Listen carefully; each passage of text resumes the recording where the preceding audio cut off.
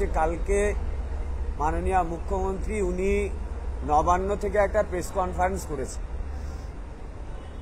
এবং সেই প্রেস কনফারেন্সের সঙ্গে নেতাজি ইন্ডোর স্টেডিয়ামে তার যে বক্তব্য, সেই দুটো বক্তব্যের মধ্যে আসমান জমিন একটা পার্থক্য আমরা লক্ষ্য করেছি। সেখানে আমরা দেখেছি যে ইন্ডোর স্টেডিয়ামে দাঁড়িয়ে উনি বলেছিলেন আমরা যোগ্যদের চাকরি খেতে দেব না, এবং তারপরে আবার অযোগ্যদের কথাও তিনি বলেছিলেন। এবং কালকেও তিনি যখন প্রেস কনফারেন্স করলেন তখনও তিনি বললেন যোগ্যদের একটা গাইডলাইন্স দিয়ে দিলেন, আর অযোগ্য মানে যাদের চাকরি গিয়েছে যারা অবৈধভাবে পাওয়া চাকরি তাদেরকে তিনি অন্য দপ্তরে শিফট করবেন বলেছেন। এবং প্রকাশ্য রাজ্যের একজন মুখ্যমন্ত্রী তিনি প্রকাশ্যই বলছেন যারা অবৈধভাবে নিয়োগ পেয়েছেন তাদেরকে অন্য দপ্তরে দেবেন, আর আমাদের জন্য তার বরাদ্দ শুধুমাত্র রিভিউ, যেটা আমরাও করেছি, আর একটা হচ্ছে পরীক্ষা। এই দুটোর বাইরে উনি কি করলেন? আমরা ইন্ডোর স্টেডিয়ামে তার ABCDE পর্যন্ত প্ল্যান শুনেছিলাম, তাহলে ওনার ABCDE পর্যন্ত প্ল্যানটা মাত্র A আর B তে আটকে গেল। তার পরের প্ল্যানগুলো কিন্তু আমাদের কাছে সব অধরা রয়ে গেল। হয় তাহলে যে বাকি প্ল্যানিংগুলো বলেছিলেন সেগুলো তার মানে মন গড়া ছিল, অথবা মিথ্যা ছিল, অথবা সেদিনকার আমাদের মাথায় হাত বুলানোর মতো আন্দোলন থামিয়ে দেওয়ার মতো ছিল। তার মানে সেদিন থেকে আমরা যে আশা রাখতে পারিনি, আন্দোলনের দিকে গিয়েছিলাম বা যাচ্ছিলাম বা এখনো আছি, তার মানে আমাদের সিদ্ধান্তটাই সঠিক। এবং আপনারা দেখুন অদ্ভুতভাবে তিনি বললেন যে পরীক্ষা দিতে হবে।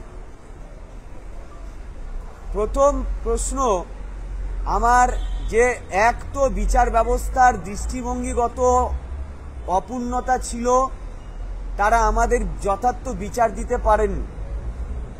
আমাদের বিরুদ্ধে লয়ারও বলেছেন পরীক্ষা দিতে হবে, বিচার ব্যবস্থাও বলেছে পরীক্ষা দিতে হবে, আবার মাননীয় মুখ্যমন্ত্রীও আগের দিন বললেন পরীক্ষা দিতে হবে। তাহলে মিলে সুর মেরা তোমারা তো সুর বানে হামারা, তো ওদের সবার সুরগুলো মিলে গেল। আর এর মাঝখান থেকে বিচারের বাণী নিভৃতে কাঁদলো, অর্থাৎ যাদের বিরুদ্ধে কোনো রকম কোনো অভিযোগ নেই, যারা সম্পূর্ণরূপে নিজেদের যোগ্যতায় পাওয়া চাকরিটা পেয়েছিল, তাদের সুরটা কারো কানে গেল না, এবং তারা সম্পূর্ণরূপে মাননীয় শিক্ষামন্ত্রীর নামাঙ্কিত হয়ে গেল, ব্রাত্য। মানে আমরা শিক্ষকরা শিক্ষামন্ত্রীর নামাঙ্কিত হয়ে গেলাম, প্রাপ্ত হয়ে গেলাম, সবার সুর মিলল। এই জায়গায় দাঁড়িয়ে আমরা দেখলাম যে উনি পরীক্ষার কথা বললেন, পরীক্ষা কিভাবে হবে, কে হবে কিছু বললেন না, একদম গাইডলাইন্স দিয়ে দিলেন। এবং ন্যূনতম যাদের দুর্নীতির কারণে আজকে আমরা এইরকম একটা সংকটময় অবস্থায় এলাম, তারা ন্যূনতম একটু আমাদের সঙ্গে আলোচনার প্রয়োজন মনে করলেন না। নবান্নে বসে একটা প্লেন রাজনৈতিক নেত্রীর মতোই তিনি বক্তব্য রাখলেন। এতগুলো শিক্ষক শিক্ষিকা শিক্ষাকর্মীর যে চাকরি গেল, সেই ব্যাপারে ন্যূনতম অনুতাপ অনুশোচনাটা একটু লক্ষ্য করলাম না। যে তাহলে তিনি কি জানেন না যে এই চাকরিটা তাদের দুর্নীতির জন্য গিয়েছে, ফলে তাদেরকে দেখা করার দরকার, তাদের কথাটা শোনা দরকার, তাদের কাছেও ভালো কোনো পরিকল্পনা থাকতে পারত? শুনলেন না।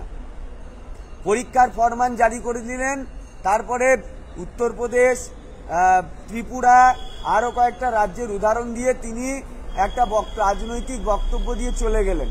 তাহলে আমার প্রশ্ন হচ্ছে, তাদের থেকে আপনি আলাদা কিছু নয়, তার মানে আপনাকেও স্বীকার করতে হচ্ছে যদি তারা স্বৈরাচারী কাজ করে থাকে, তারা অনৈতিক অবৈধ কাজ করে থাকেন, আপনি তাদের ব্যতিক্রম কিছু নয়, তার আপনিও তাদেরই মতো কেউ একজন, যিনি কোনো রকম আপনার সঙ্গে তাদের কোনো পার্থক্য নেই, সেই জায়গায় আপনার কোনো স্ট্যান্ড নেই।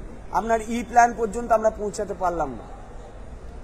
এবার যে পরীক্ষার কথা তিনি বলে গেলেন, ফ্ল্যাট ধরুন 10-15 হাজার শিক্ষক শিক্ষিকা এবং প্রায় 3,500 শিক্ষাকর্মী, তাহলে এই 15,000 শিক্ষক শিক্ষিকা পরীক্ষা দেবে। এতদিন পর্যন্ত তারা সেই জায়গাতেই ছিল, তারা পরীক্ষা দেবে না, কারণ তাদের অপরাধের জন্য তাদের চাকরি যায়নি। আপনাকে ঠিক করতে হবে রাজ্যের মুখ্যমন্ত্রী হিসাবে, আপনার দলীয় দুর্নীতির জন্য এটা ঘটেছে, আপনি কিভাবে আমাদেরকে ন্যায় পাওয়াবেন, এই দায়িত্বটা থেকে আপনি এড়িয়ে যেতে পারেন না। এবার এই সময় পরীক্ষার এখনো সিলেবাস কেউ জানে না, দুয়ারে দাঁড়িয়ে আছে অজস্র এতদিন চাকরি না পাওয়া, পরীক্ষা না হওয়া, তাদের সঙ্গে প্রতিদ্বন্দ্বিতা করতে হবে আমাদেরকে, যারা এখনো পর্যন্ত মানসিকভাবে প্রস্তুতি নয় পরীক্ষা দেওয়ার জন্য। সংখ্যাটা এখন মনে করুন জোর জুবুস্তে আমাদের উপর পরীক্ষা চাপানো হলো, তাতে 2,000 ছেলে চাকরি পেল, বাকিরা পেল না। তাদের দায় কে নেবে? তাদের মৃত্যুর জন্য কে দায়ী থাকবে? তাদের ব্যাপারে আপনি কিছু ভেবেছেন? কোথায় গেল আপনার সেই প্ল্যান? আমরা কিচ্ছু জানি না। আমরা মুখ্যমন্ত্রীর এই পরীক্ষা নেওয়ার সিদ্ধান্তের সঙ্গে একমত নই এবং আমরা অবশ্যই এটার বিরুদ্ধে আমাদের আজকে মিটিং হবে, আমরা ঠিক করব আমাদের কি করা উচিত। কারণ এটা চরমভাবে আমাদেরকে অপরা করে দেওয়া, কোনো রকমভাবে আমাদের সঙ্গে সহযোগিতা না করা। উনি বলেছেন যে বিভিন্ন জায়গায় লাঠিপিটা করেছে, আমাদের টিচারদের কি লাঠিপিটা করা হয়নি? তাদের কি রক্ত ঝরেনি? এক তো তাদের দুর্নীতির দায়ে আপনি ফাঁসালেন, আবার তাদেরকে চাকরি না দিয়ে লাঠিপিটা করলেন এবং এখনো পর্যন্ত তাদের সঙ্গে ন্যূনতম আলোচনার প্রয়োজন মনে করলেন না। না শিক্ষামন্ত্রী না মুখ্যমন্ত্রী, জোর করে যেমন ড্রাফটটা চাপিয়ে দিয়েছিলেন মানে অন্ধকারে, তেমন ড্রাফটের পরিবর্তে এখন জোর করে গেজেট এবং নোটিফিকেশন চাপিয়ে দেওয়া হচ্ছে। তো এই যে চাপিয়ে দেওয়া, ড্রাফটেও দেখবেন সেখানেও কিন্তু উনি ওনার নিজের ছেলেদেরকে বঞ্চিত করছেন না, তাদের টাকা ফেরত দিতে হবে, এটা তার কাছে খুব দুশ্চিন্তা। এটাকে উনি ড্রাফটে লিখছেন, তাদের টাকা ফেরত দিতে যাতে না হয় এটা দেখছেন, তাদের যাতে অন্য দপ্তরে শিফট করে দেওয়া যায়। আরে সিবিআই তাদের দুর্নীতি করে চাকরি ধরেছে, চার্জশিটে তাদের নাম লিখেছে, আপনি তাদের অন্য দপ্তরে দেওয়ার চিন্তা ভাবনা করছেন। আর আমরা যে পরীক্ষা না দিয়ে ব্যবস্থা করতে চাইছি, কেন পরীক্ষা দেব? আমরা ন্যূনতম কথা বলতে চাইছি, আমাদের কাছে তো আরো ভালো কিছু প্ল্যানিং আছে, আপনি কেন শুনছেন না? তার মানে আপনার যে অবস্থান সেটা আপনি স্পষ্ট করে দিয়েছেন, আপনি মূলত আমাদের মুখ্যমন্ত্রী হতে পারেননি, আপনি আমাদের পক্ষে কথা বলতে পারেননি এবং ওই দুর্নীতির দায় আপনি কোনোভাবে এড়িয়ে যেতে পারছেন না বলেই আপনি অন্যদেরকে বেশি সহযোগিতা করছেন।